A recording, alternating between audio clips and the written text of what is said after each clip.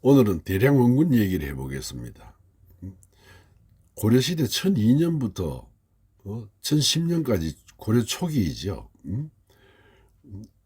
그때 왕들이 무려 그 짧은 기간에 4명이나 바뀝니다.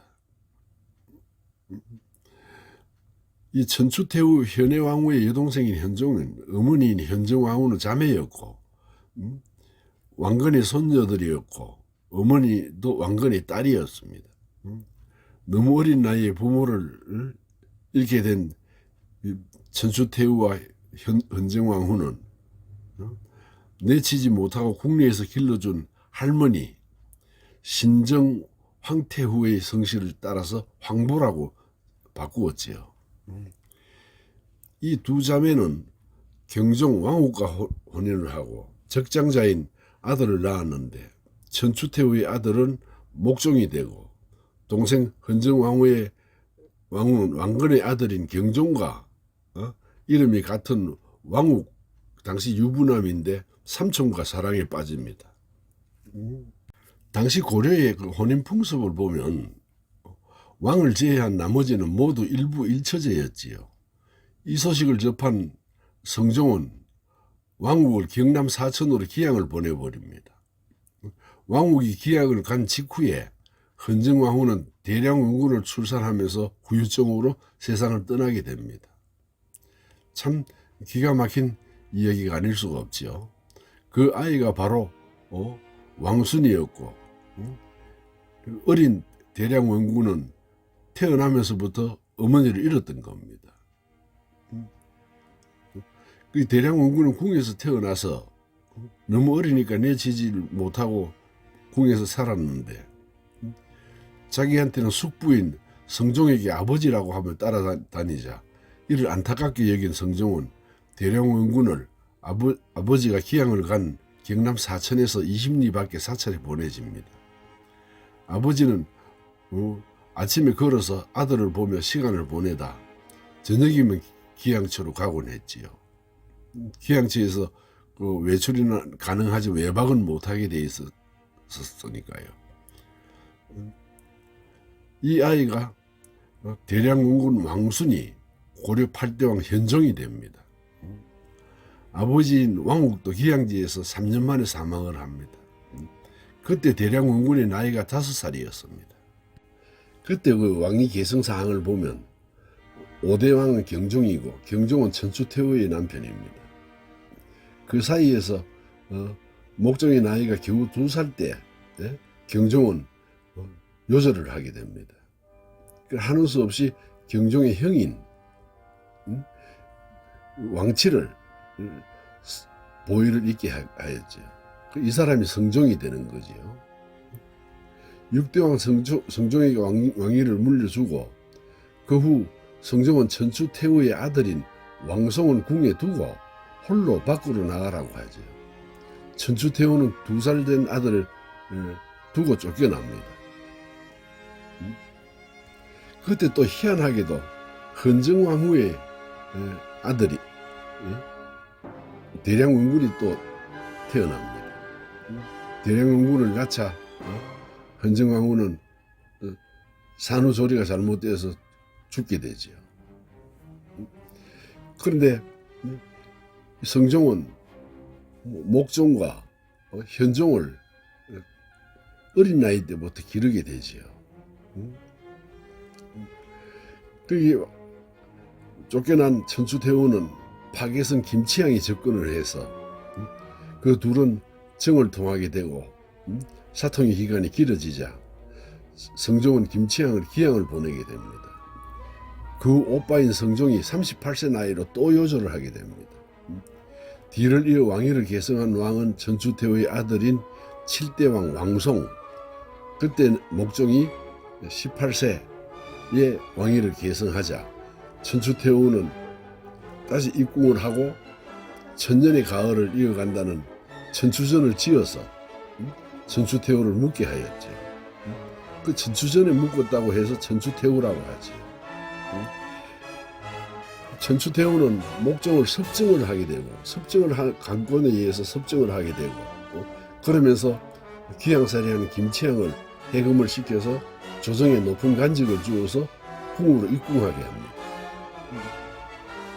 순간 모든 권력이 김치향에게 몰려서 김치향은 개경의 궁궐보다 큰 집을 짓고 300여 칸의 정각을 지어서 사실상 왕들이나 누릴 수 있는 호사를 누립니다. 그런데 이때 천추 태후는 김치향과 사이에서 아들을 출산합니다. 그 후 천추전에 큰 화재가 발생한 후 목정은 그 충격으로 몸져 누워서 정사를 돌보지 못하는 지경에 이르자 천추 태후와 김치향은 자신의 아들을 왕으로 만들려는 음모를 꾸미고 목정은 어머니에게 맞서서 그냥 후계자를 대량응군이라고 발표를 해버립니다. 대량응군은 어찌되었던 적장자이니까 천추태후와 김치향의 사이에서 난 아이는 왕씨 적장자가 아니라는 것이었지요. 대량응군은 비록 사생아였지만 왕씨의 적선인 용선인 건 틀림없었으니까 왕위 계승자로 정해버립니다. 사실 대량응군은 5살 때부터 항상 살해의 위협이 따랐었습니다. 대량응군을 이절로 저절로 보내면서 궁궐에 못 있게 하였지요. 마지막에는 그 신혈사라고 하는 작은 암자로 보내지게 됩니다. 신혈사는 지금 북한산이죠. 북한산 아래 불광동 쪽에 있는 그 절이 나중에 진관사로 바뀌면서 그 절이 신혈사 암자였습니다. 말은 절이라고 하지만 진관스님이 혼자서 동자성 몇 명을 데리고 수발 들게 하고 기도를 하던 곳이었습니다. 신혈사로 출가한 뒤 별명이 하나 생겼습니다. 대량응군을 신혈소군이라고 불렀죠. 반연금 상태에 빠진 천추태후와 김치향이 보낸 궁녀나 자객들에 의해서 항상 목숨을 위협받았던 것이죠. 정말 비참한 생활을 하게 되고 처절하게 생명줄을 이어나가는 겁니다. 하루도 편한 날이 없었죠. 참지 못한 대량응군이 최충순에게 편지를 보내어 살려달라고 간청을 하고 최충순은 근처의 사찰인 삼천사에 전해지고 목종의 왕사인 국사와 이 사실을 목종에게 알려서 구명을 하게 되지. 그렇게 목종과 천추태후는 모자간에 후사 문제로 갈등을 빚게 되자 이거를 가만히 방치할 김치향이 아니죠.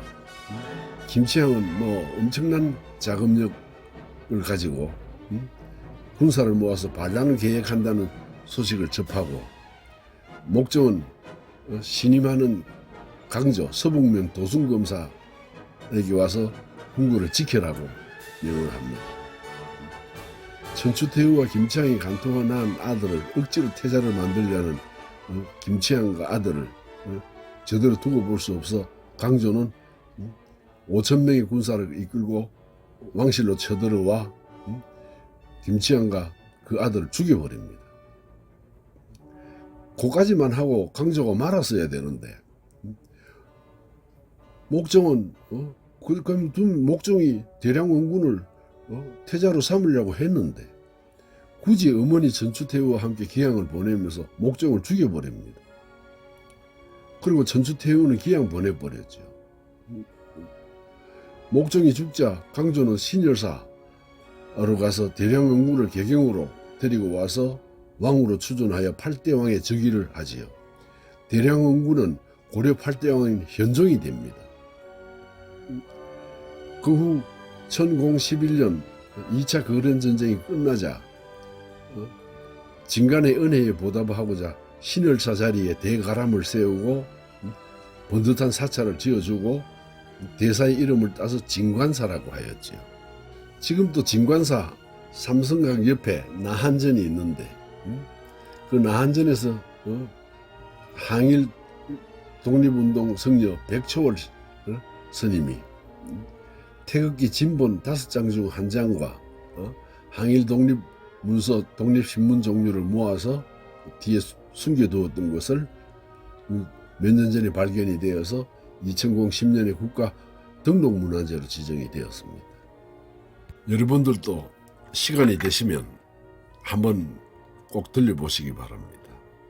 북한산, 즉 말해서 연신내 쪽에서 갈 수도 있고 구파발 쪽에서도 갈 수가 있습니다. 그리고 등장하는 삼천사도 진간사에서 그렇게 멀지 않은 곳에 있으니까 모두가 천전고찰이니까 한 번씩 둘러보시기 바랍니다. 이 대량원군은 고려 8대왕 현종으로 즉위를 하자마자 고려 거란 2차 전쟁이 발발했잖아요. 거란의 야율용서가 소배합을 도통으로 임명하고 2차 고려를 침공하자 침공하는 과정에서 고려의 전쟁 영웅들이 활약도 많았지만 배신자들도 많아서 현종은 남쪽으로 몽진을 하여서 공주를 거쳐서 나주까지 피신을 하게 됩니다. 하지만 고려군 중에도 배신자들도 있었지만 영웅들도 있었지요. 대표적인 인물이 양규와 김숙홍입니다. 거란 주요 보급로인 곽주성을 탈환한 양규 장군과 김숙홍 부장이 대활약이 보급로를 탈환하여 적은 숫자로 유격전을 펼치면서 거란군을 후퇴하게 만들었지요. 그래서 2차 전쟁이 끝이 납니다. 그 후 작은 침공은 몇 차례 있었지만 별거 아니었고 도둑질 정도의 수준이었으니까. 그렇게 현종은 지방 편제를 전부 개혁하는데 7년 걸렸습니다. 2차 전쟁이 끝나고 나서 7년 후에 1018년 10월에 거란은 선전포고를 합니다. 드디어 3차 전쟁이 발발한 거죠. 그리고 이들은 12월 달에 쳐들어옵니다. 이때 강함찬 장군을 상원수로 삼아서 국경에 20만 명을 배치하고 김하병 1만 2천 명을 흥화진에 배치를 또 하였지요. 소배합이 도통이 되어서 쳐들어오는데 이들은 전부 김하군들이라서 굉장히 빠르게 이동을 합니다. 북방의 오랑캐들이 전쟁을 승리할 수 있었던 이유는 진광석화와 같은 군사들이 병력 이동인 거죠. 그럼 김하병들로 구성이 되었으니까. 그때 강감찬은 성 외곽의 강둑을 소가죽이나 말뚝 등으로 받고 거란군이 도하를 하자 뚝을 터뜨려 수공을 가하죠. 거란군은 처음에는 뭐 크게 타격을 안 입었지만 일단 얘기가 꺾여버립니다. 백전노장인 소배합이 빠르게 군사를 재정비하여서 현종을 목표로 개경으로 달려가기만 합니다.